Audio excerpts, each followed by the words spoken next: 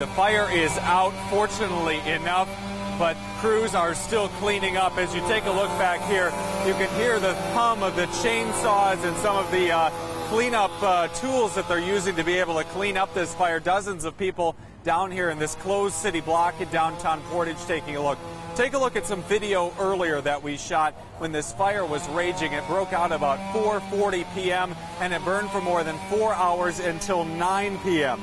A married couple rents the entire building here. They make their living downstairs in a bridal and prom shop business. Occasionally they live upstairs with their mother and brother. It was that brother who called the fire in. He got out okay. He was the only one there. However, there are no sign of the 4 cats who were inside.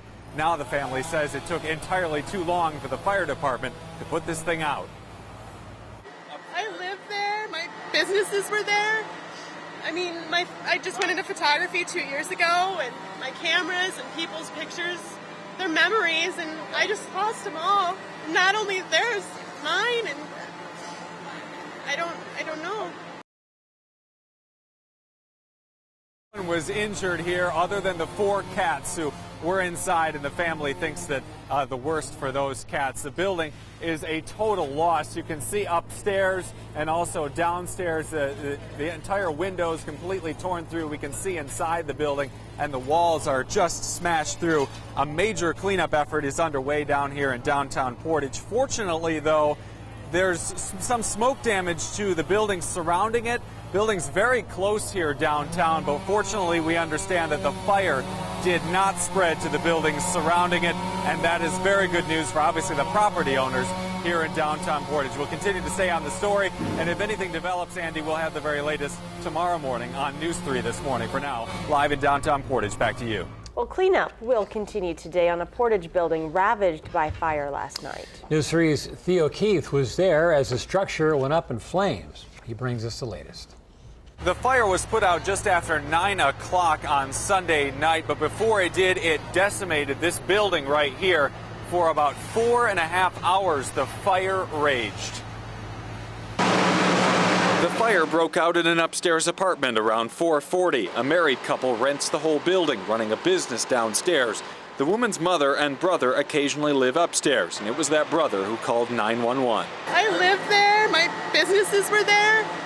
I mean, I just went into photography 2 years ago, and my cameras and people's pictures, they're memories, and I just lost them all.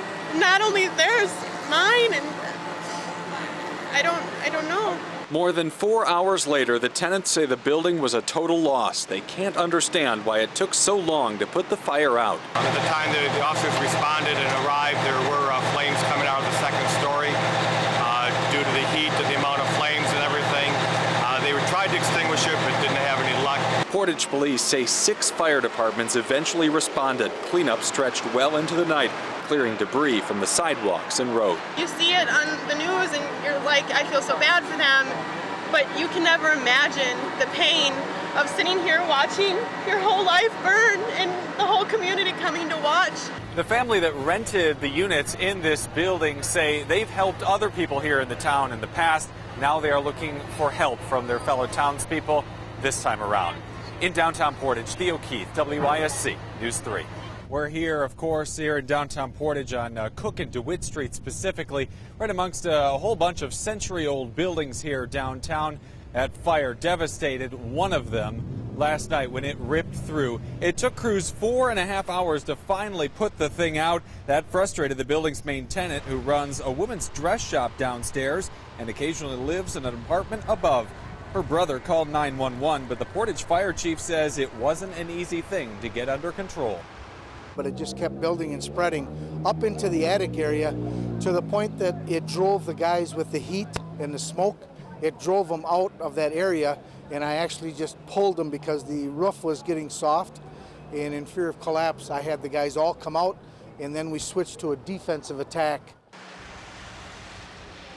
A thick cloud of smoke hung above the downtown last night, so it's amazing that the fire didn't spread. The chief does say, though, that a couple of adjacent buildings did suffer smoke damage. The family, though, it's at the center of this, is concerned about one other thing, though. They'd like another question answered relating to the 911 response. We're working on that story, and we'll have that for you tonight at 6 o'clock. Mark and Susan, back to you. Fire investigators are still on the scene of a major fire that burned in Portage for hours on Sunday. It broke out on the corner of DeWitt and Cook Streets, right in the heart of downtown, and ripped through a bridal dress shop and an upstairs apartment. Theo Keith is asking officials why this fire took so long to put out. As the building smoldered Sunday night, emotion sparked from its main tenant. My mom called 911, but we were in Marquette County, and we got the dispatch center there, and she said, well, we can't transfer you. You need to have your son call 911. So that wasted a lot of time when a firefighter could have just came up here then, and it's still burning. And Tara Norland says she's still upset by that a day later as she sees the damage up close. The Marquette County Sheriff says, yes, there was a technical glitch, but his dispatcher did write down the information and then called to the Columbia County Sheriff himself. All of this, we're told, didn't take that much time. It took us, I believe, 3 to 5 minutes to get here after the initial alarm went out. So it may take another minute to make that phone call down here. Fire Chief Clayton Simonson's crews got help from 5 other departments. It was a hot fire on an already hot day, and firefighters tried to keep the blaze from spreading to other downtown buildings. But it just kept building and spreading up into the attic area to the point that it drove the guys with the heat and the smoke. It drove them out of that area, and I actually just pulled them because the roof was getting soft, and in fear of collapse, I had the guys all come out, and then we switched to a defensive attack.